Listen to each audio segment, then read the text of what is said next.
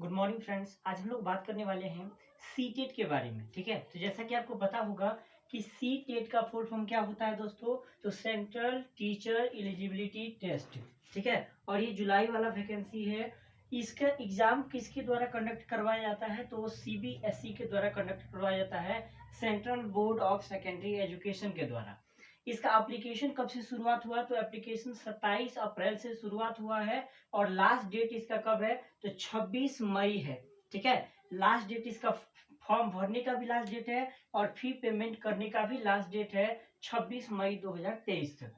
जी हाँ दोस्तों, exam date की बात करें तो एग्जाम डेट आपका जुलाई से अगस्त के बीच में होगा। ठीक है, और इसके डेट अभी फिक्स नहीं हुआ कि किस तारीख से होगा। अगला है कि एडमिट कार्ड, तो एडमिट कार्ड एग्जाम के आपके पहले आ जाएंगे और आंसर की एग्जाम के 15 दिन के अंदर, मतलब 15 दिन लगभग आसपास में आ जाएगा और रिजल्ट उसके बाद आएंगे।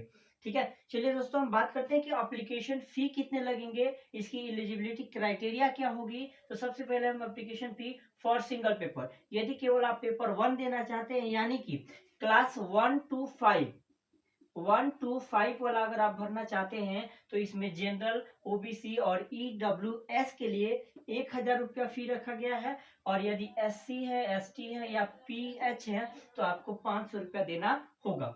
Both paper primary and junior, मतलब 1 से 5 और 6 से 8 दोनों क्लास तक का अगर फॉर्म आपको भरना है तो आपको जनरल, ओबीसी और ईडब्ल्यूएस के लिए लगेंगे 1200 रुपया और एससी, एसटी और पीएच कैंडिडेट के लिए 600 रुपये लगेंगे। और आपको पेमेंट कैसे करना है, तो पेमेंट डेबिट कार्ड से, क्रेडिट कार्ड से या नेट बैंकिंग से आप पेमेंट कर सकते हैं। चलिए दोस्तों बात करते हैं कि क्या होगी एलिजिबिलिटी क्राइटेरिया।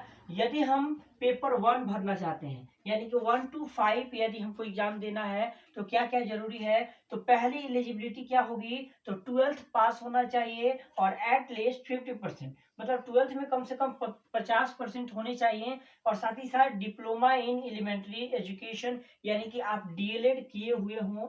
ठीक है, तो आप इस फॉर्म को भर सकते हैं।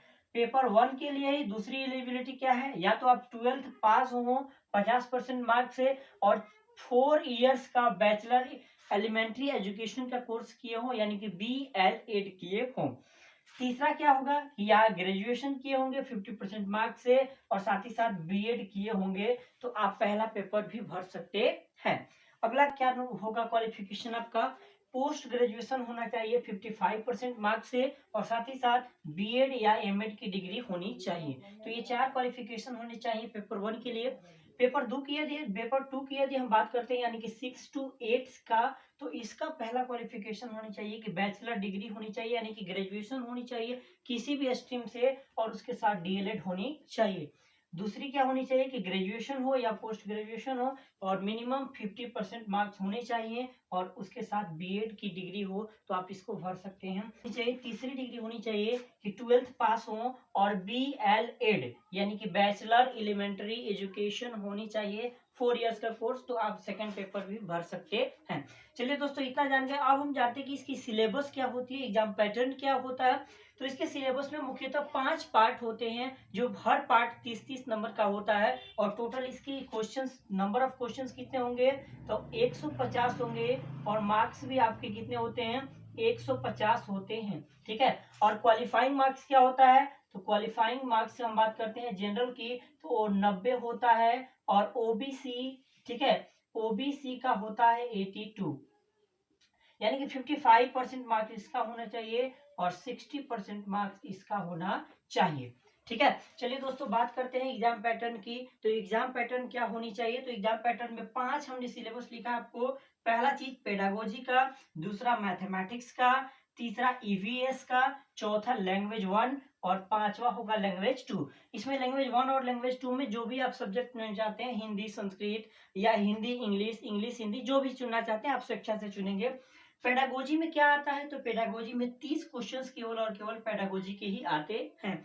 मैथमेटिक्स की बात करें तो 15 क्वेश्चन आपके मैथमेटिक्स के सवाल आएंगे और 15 क्वेश्चन पेडागोजी ही होगा। ठीक है, और ध्यान दीजिए ईवीएस में भी 15 क्वेश्चंस आएंगे और पेडागोजी ही होगा, कितना, 15। ठीक है, और फिर लैंग्वेज 1 की बात करें तो इसमें 15 नंबर का गद्यांश आता है। ठीक है, और 15 नंबर की पेडागोजी होती है और साथ ही साथ लैंग्वेज 2 में भी सेम वही प्रोसेस है कि 15 नंबर के कॉम्प्रिहेंशन होंगे और 15 नंबर की पेडागोजी होगी।